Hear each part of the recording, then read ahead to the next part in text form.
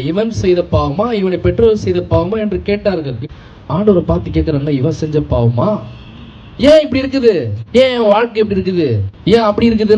நம்மளே யோசிப்போம். மற்றவங்களை விடுங்க. அப்புறம் மற்றவங்க கேட்பாங்க, இவன் செஞ்ச பாவம் அதனாலதான் இவன் அடிக்குது, இவன் செஞ்ச பாவம் அதனாலதான் புள்ளிங்க அடிக்குது. அப்ப ஆண்டவர் உங்களுக்கு பொறுமையா பதில் சொல்றாரு, இவன் செஞ்ச பாவம் இல்லப்பா, இவங்க அப்பா அம்மா செஞ்ச பாவம் இல்ல, தேவனுடைய மகிமை இங்க விளங்க போகுது. சொல்லுங்க, அது இவன் செஞ்ச பாவம் அல்ல, பெற்றோர் செய்த பாவம் அல்ல, தேவனுடைய கிரியைகள் இவனிடத்தில் வெளிப்படும் பொருட்டு இப்படி பிறந்தான்.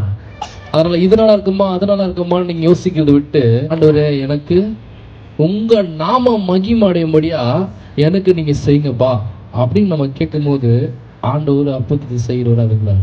பாருங்க, உங்களை உங்களை உங்களை பார்த்து இதனாலதான் இருக்கும் அதனாலதான் இருக்கும், அவர் செஞ்சதுனாலதான் இந்த மகள் இப்படி இருக்கா, அவங்க அப்பா செஞ்சதுனாலதான் இந்த மகள் இப்படி இருக்கான்னு சொல்லி யார் அந்த மாதிரி உங்களை நெகட்டிவா யாராவது பேசினாலும் காதலையே வாங்கிக்காதீங்க. அப்படி காதில் கேட்கமே கோவம் வருமானா கோவப்படாதீங்க, ஒன்றும் பிரச்சனை கிடையாது. அவங்க கிட்ட போய் சண்டையும் போடாதீங்க. Price the Lord. அவன் பிறவி கூட போயிட்டு அவங்க அம்மா கிட்ட போய் நீ செஞ்ச பாவத்தால தான் நான் இப்படி இருக்கிறேன் அப்படின்னு சொல்லிட்டு அவங்க அம்மா கிட்ட கேட்டாங்க. இல்லை, பொறுமையா இருந்தேன் அந்த குருடன். ஆனா ஏசப்பா அந்த குருடனை பார்க்க போறாரு.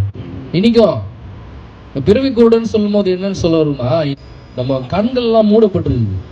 பைபிளை படிக்கிறது இல்லை, ஜபிக்கிறது இல்லை, கோயிலுக்கு சும்மா சம்பிரதாயத்துக்கு போயிட்டு வருது. ஆண்டு கூட இருக்கிறீங்களா? ஆண்டு உங்க கூட நடக்கிறாரா? ஹல்லேலூயா.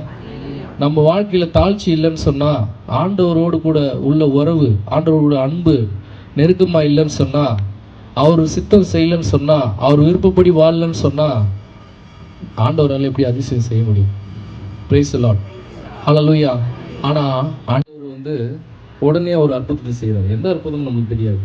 நீங்க இன்னைக்காக நீங்க வந்திருக்கீங்க, ஆண்டவர் நாளைக்காக ரெடி பண்ணி வச்சிருக்காரு. ஹல்லேலூயா. நீங்க இன்னைக்கு தேவைக்காக வந்திருக்கீங்க, ஆண்டவர் அடுத்த வருஷத்துக்கு பிளான் பண்ணியிருக்கிறாரு. ஹல்லேலூயா. இன்னும் ஒரு 10 வருஷத்துக்கு பிளான் பண்ணியிருக்கிறாரு. எல்லாத்துக்கும் மேல பரலோகத்துக்கு போறதுக்கு பிளான் வச்சிருக்காரு.